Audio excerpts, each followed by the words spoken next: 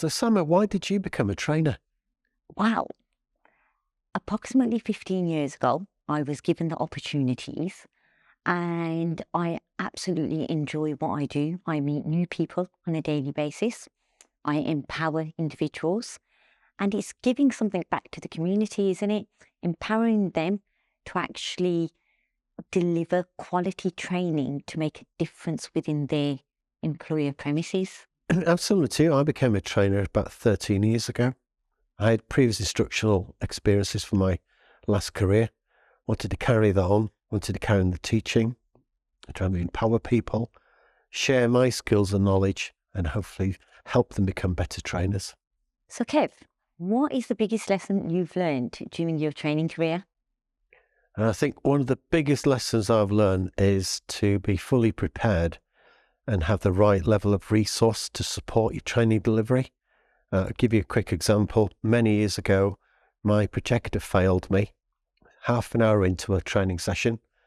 And of course, I had to think on my feet and start thinking about my new delivery method on that day. So since then, I've always been very, very well prepared. Okay. My personal situation is quite similar to yours as well. Okay. Where sessions haven't actually been planned quite effectively, you're going to utilize a piece of equipment and the battery's dead and you're just stuck, aren't you, really? You're waiting around for batteries to recharge. A second pointer for me, I think, is when learners are asking you specific industry related questions and you don't actually have the answer to it. I think the most important thing is to be open and honest and just always say you're going to get back to them. That's a good one, though. Do you have an experience somewhere where somebody has actually asked you a question and you didn't know the answer to it? What have you done about that? Most definitely, I've been through that personally myself, and I've also observed it from my peers.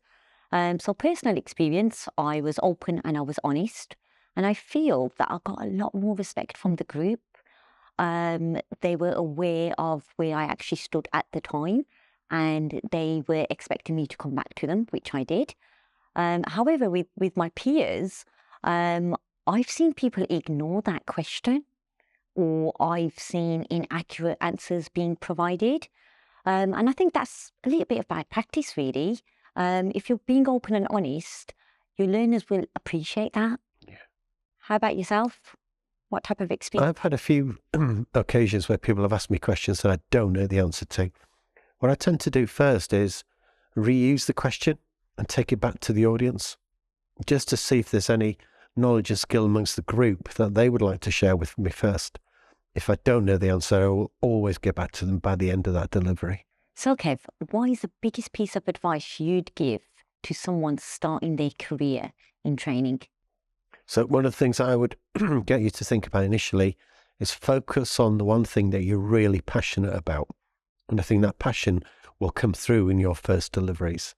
It's really important to be qualified and focus on those qualifications. Focus on, again, some experience. Try and shadow with someone who's already delivering that session.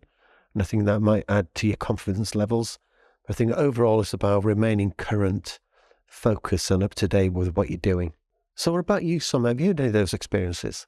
Most definitely. I think personally for me, I like to work on myself. I can lack the confidence at the best of times. We're all humans. Sometimes you can walk into a group and think it's a big group with strong personalities, but you need to be able to take control of that group and have a approachable personality, being open and honest.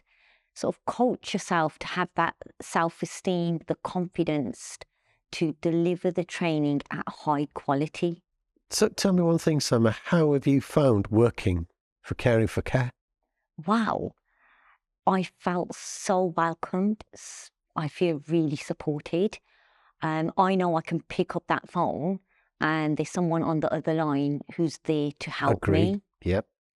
And I think the biggest for me is that everyone is treated like family. I get the same experience. I do feel well supported by the team. There's a camaraderie amongst us, as we know as trainers. Yeah. And you can ask anybody any questions at any time to support you. We're well resourced And I think it takes a lot of pressure off us as trainers. Most definitely. I completely agree with that. So, Kev, I have a question for you.